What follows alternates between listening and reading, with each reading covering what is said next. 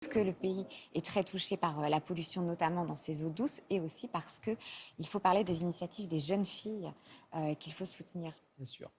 Merci beaucoup, Julia. Je vais mettre à côté. Mais pas besoin de regardez, voilà, elles sont habillées On pareil. est pareil. Magnifique. Ah, ça bosse, ça. Même au niveau du dress code dans cette émission, de la tenue au travail. Attention, ma caméra, Natacha, 20 ans, et qui fait l'objet d'une expo. Exactement. Notamment avec la disparition de Gisèle Halimi. On en parle beaucoup sur Internet, évidemment, ça a marqué les esprits, beaucoup de réactions, beaucoup d'hommages, beaucoup de souvenirs pour cette avocate militante féministe. Vidéo qu'on peut regarder et qu'on peut s'offrir grâce à Lina. Une vidéo qui date de 1974 lorsque Gisèle Halimi répondait à une femme petit souci avec ma tablette, voilà, une femme qui était là pour lui parler de son combat, une femme anti-avortement. Écoutez. On va revenir, évidemment, vous pourrez consulter ce document in extenso. C'est le calme de Gisèle Halimi. Tranquille aussi dans un combat fort et qui prend encore beaucoup son sens aujourd'hui dans le combat féministe. Oui, une grande dame qui nous a quittés. Nous allons partir au théâtre. Un jour donné, j'aimerais pouvoir entre nous.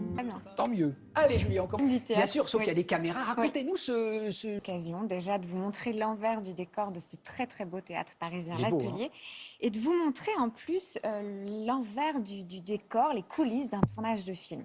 Alors, ce film, comme nous le présente Jacques Weber, c'est un peu un objet théâtral non identifié.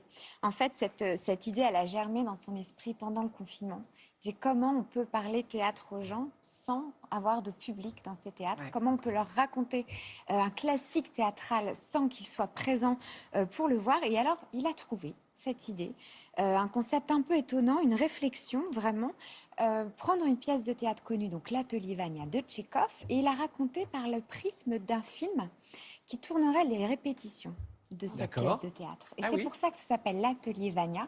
L'Atelier Vania, c'est l'histoire de la mise en place de la pièce de théâtre. Donc on est à l'intérieur de cette mise en place, on est dans les répétitions.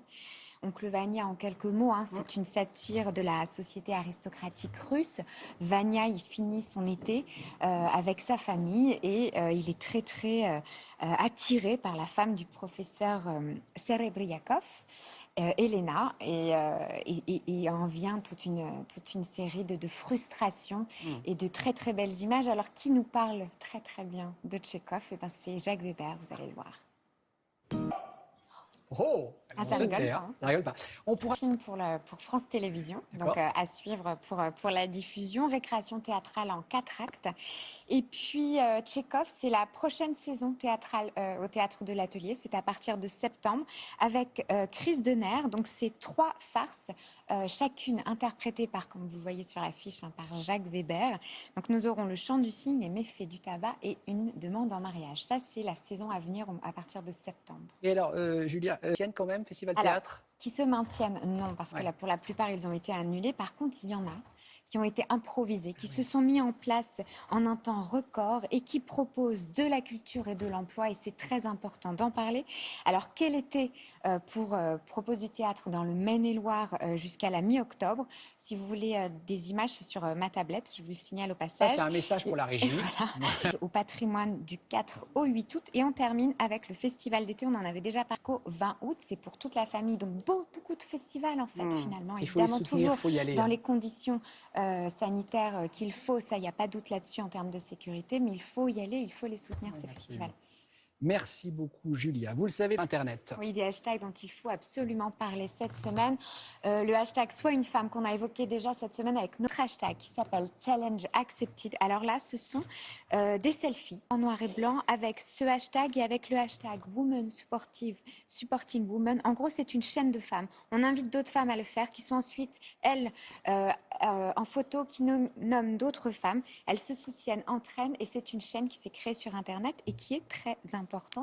Et on le voit partout dans le monde. Ces photos en noir et blanc, elles sont partout. Dernier hashtag dont je voulais parler, c'est le hashtag Balance ton stage. Et alors là, on est vraiment sur la dénonciation. Ce sont des initiatives, une initiative d'étudiantes qui ont mis ça en place pour dénoncer le sexisme en entreprise. Balance ton stage avec toutes sortes de témoignages de ce qu'elles entendent, ces femmes, jeunes femmes et ces stagiaires en entreprise. Et c'est sur Internet que ça se passe toujours. Voilà. Voyez, là, qui ne devrait pas. Merci beaucoup, Julia. On va